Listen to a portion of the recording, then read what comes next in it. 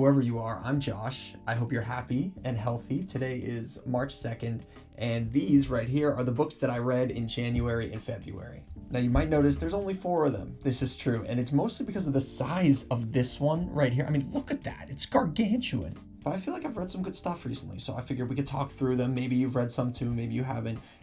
One of them, at least, I think a lot of people will have read, so let's get right into it. And I'm literally cheating on the first book because I actually started this in December and finished it in January. It's The Boys in the Boat by Daniel James Brown. This book's a movie too now, which I haven't seen, but it's about the 1936 U.S. men's Olympic rowing team that won gold at the Olympics in Nazi Germany. I don't know that I have any particular interest in rowing, really, but this book still managed to grab my interest, which is how well researched it is, and it just gives you the human element of what these guys went through living and rowing in 1930s Seattle in the middle of the Great Depression. It's a real rags to riches story. Like, it takes you through these guys showing up as college freshmen who've never rowed in their lives to the national championships, to the Olympics, and it really fleshes them all out. It has a main character, but it doesn't just focus on him. It has an element of man versus nature too. When these guys are fighting against these huge storms out on the water or really fast currents, that fight against nature itself made this so much more gripping to me. There are chapters sprinkled through it about the 1936 Olympics and the history there, Hitler's kind of machinations and using them as this big German propaganda tool, and how we for the most part kind of ignored those warning signs. So you get a lot of reminders of kind of this story's place in the overall history of the time.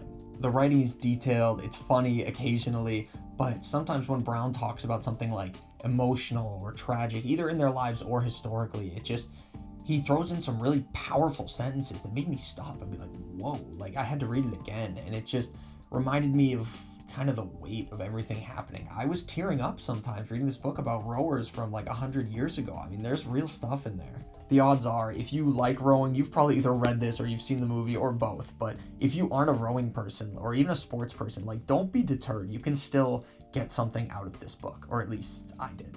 This next book I flew through in 2 days. It is Murder on the Orient Express by Agatha Christie.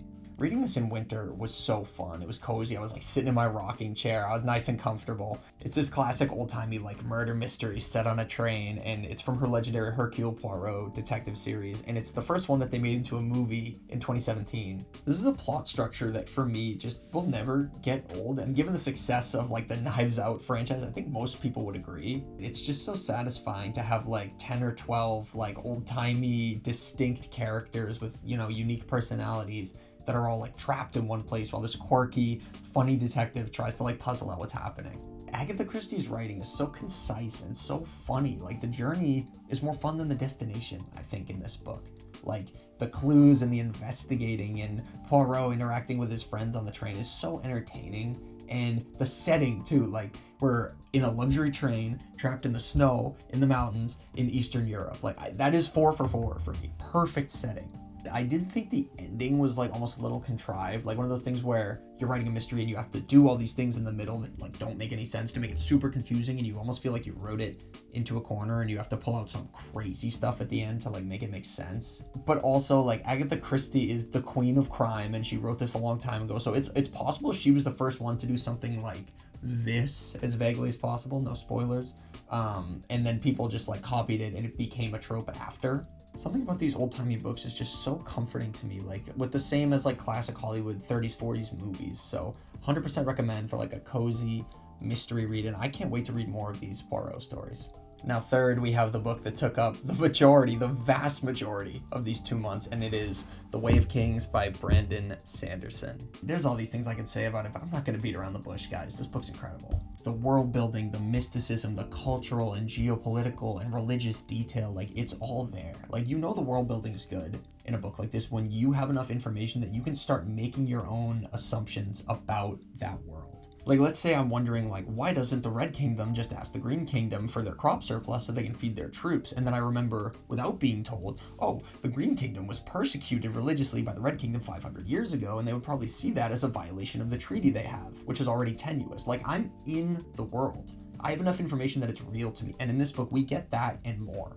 The characters are really strong. Dalinar was my favorite by far, but by the middle of the book, I was fully invested in every main character that we follow, and I never really felt like it was obvious. You know when you know exactly what a character should do, but it's supposed to be like a struggle? We never had that. Like, their dilemmas were real dilemmas. And this is another Sanderson thing that I always appreciate. Like, his characters' professions aren't just excuses to give them helpful skills. Like, if someone's a general, we're going to see them agonizing over minute details of their troop movements. And if someone's a scholar, we're going to see them digging through these dusty old books to do their research and like not even really finding anything. Like, we see the mundane moments of these people's lives, and it just makes the powerful moments so much more special. And even those mundane moments are like telling us something about their character. It does go by slowly. I can see how someone who is not a big fantasy reader would be bored by this, but I think the pace is perfect. Like, this is an epic, a true epic. This is about complex, world-shifting events that have been brewing for thousands of years.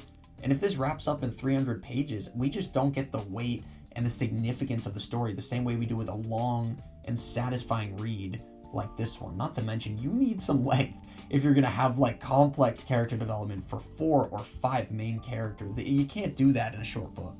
Love it. Wouldn't change a thing about it. Can't wait to read more. Sanderson is cooking. For the last book, I'm cheating again because I finished it on March 1st. I wanted to finish it in February, but I was tired. I went to bed. I'm sorry. Brave New World by Aldous Huxley. This is pretty high up there in terms of like famous dystopian satires, and I think it might deserve the most credit out of all of them that I've read for predicting the future. 1932 is when this book came out, almost 100 years ago, but it's showing us this society where every baby is genetically engineered in a lab. We're constantly taking legalized and widely advertised drugs. Anything that's confusing is seen as useless and not worthwhile. And whenever we have free time, we turn right to these like brain rot electronic, entertainments. That last one is just such an unfortunate look in the mirror, like for me personally. And in this world, like, monogamy is not only discouraged, but actually forbidden completely. And this quote that we keep hearing is, everyone belongs to everyone else, meaning like the stability of the society is more important than anyone's individual expression or freedom. It's written with this kind of like disconnected humor that's super dry and British, and Huxley's biology education is so helpful here because everything in society is like synthetic and artificial. And he's really able to go into detail about the science of how that all runs. They limit people's intelligence chemically and condition them as children to only want the career and the life that the government is pre-assigning them. Revolution requires pent-up energy and unfulfilled wants. So by removing people's strong emotions and desires and encouraging them to act instantly on the ones they do have before they even think about it, like, they create the ultimate stable society. It's chilling, it's super creative, especially for the 1930s. Like, would definitely recommend if you are into dystopian stuff. I'm not even sure at this point how long the video is going to be, but that is the 4 books I read in January and February. The Way of Kings being so huge definitely limited my reading these past few months, but obviously worth it. So I think going forward, I'm going to try to do these check-ins monthly. Please take care of yourselves. I hope you're finding time to read if that's something you want to do. I love y'all, as always, and I'll see you next week.